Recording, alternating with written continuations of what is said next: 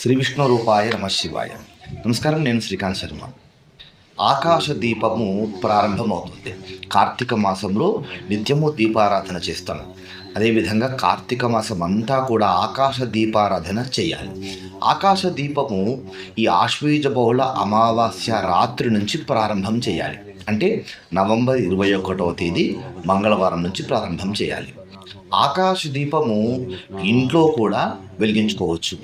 డాబా పైన, బంగ్లా పైన కాస్త వేలాడేట్టుగా దీపాన్ని ఒక కుక్కానికి పెట్టేసి ఆ దీపం వేలాడేట్టుగా చేసుకోవచ్చు. ఎవరైతే ఇంట్లో ఆకాశ దీపం ఏర్పాటు చేసుకోలేరో వాళ్ళు ఖచ్చితంగా ప్రతిరోజు ఉదయం కానీ సాయంత్రం కానీ శివ కేశవ ఆలయాలు ఎక్కడైనా సరే వెళ్ళి అక్కడ ఆకాశ దీపం ఉంటుంది. అక్కడ ఆకాశ దీపానికి నమస్కారం చేసుకోవాలి.